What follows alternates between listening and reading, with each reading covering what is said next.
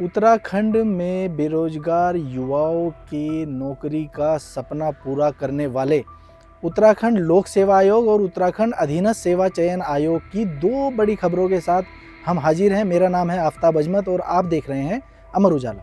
पहली खबर बात करेंगे हम उत्तराखंड अधीनस्थ सेवा चयन आयोग की सबसे बड़ी स्नातक स्तरीय परीक्षा की। स्नातक स्तरीय परीक्षा आपके याद होगा पिछले दिनों पेपर लीक प्रकरण की वजह से विवादों में आई थी।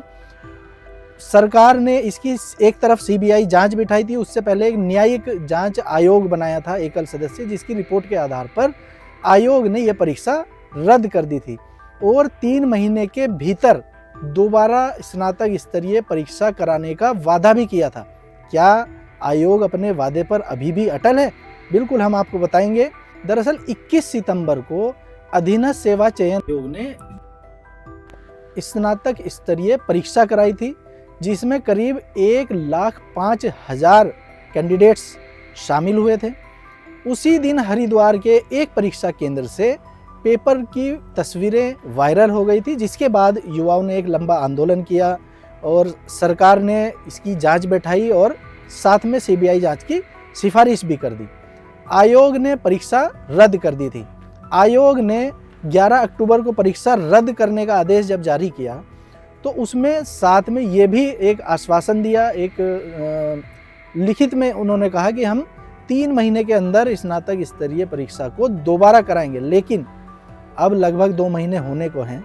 आयोग अभी तैयार जरूर है, लेकिन परीक्षा कराने के लिए अभी तैयार नहीं है। उसका सबसे बड़ा कारण ये है कि अभी मामले की सीबीआई जांच चल रही है।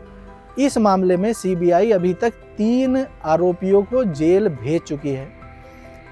लिहाजा आयोग के सचिव डॉक्टर शिव कुमार बरनवाल का कहना है कि अभी जब तक सीबीआई की जांच पूरी नहीं होगी ये परीक्षा दोबारा नहीं कराई जा सकती। सीबीआई अब सबको सीबीआई जांच पूरी होने का इंतजार है। हालांकि सीबीआई बहुत तेजी से अपनी जांच को आगे बढ़ा रही है। दूसरी खबर है उत्तराखंड लोक सेवा आयोग की पीसीएस मुख्य परीक्षा को लेकर। जी हां, उत्तराखंड लोक सेवा आयोग ने 29 नवंबर को पीसीएस मुख्य परीक्षा का जो परिणाम जारी किया था, 1 दिसंबर को उसको निरस्त कर दिया। आयोग ने माना कि इसमें कुछ तकनीकी त्रुटि हुई थी, लिहाजा 1 दिसंबर को संशोधित परीक्षा परिणाम जारी कर दिया है। खास बात यह है कि 29 नवंबर को जो परीक्षा परिणाम जारी किया गया था उसमें 808 अभ्यर्थियों को सफल घोषित किया गया था, लेकिन 1 दिसंबर को जब संशोधित परीक्षा परिणाम आया उसमें अभ्यर्थियों की संख्या घटकर 789 रह गई। जब हमने अमर उजाला ने इसकी पड़ताल की तो पता चला कि दरअसल ये तकनीकी त्रुटि क्या थी। तकनीकी त्रुटि थी पीसीएस प्री परीक्षा के परिणाम से जिसकी शुरुआत हुई थी। पीसीएस प्री परीक्षा में परिवीक्षा अधिकारी के एक पद के सापेक्ष आयोग ने 12 कैंडिडेट्स को सफल घोषित किया था। इन 12 कैंडिडेट्स में कई कैंडिडेट्स ऐसे थे जो इस पद की न्यूनतम जो कट ऑफ है 95 अंकों की, उसके क्राइटेरिया को भी फुलफिल नहीं कर रहे थे। आयोग ने इन सभी को सफल घोषित किया। मुख्य परीक्षा हुई। जब मुख्य परीक्षा परिणाम जारी हुआ तो परिवीक्षा अधिकारी के एक पद के सापेक्ष 3 कैंडिडेट्स को सफल घोषित किया गया। हम आपको बताएंगे ये 3 कैंडिडेट्स जिनके रोल नंबर थे 162,439, 182,463, 197,739।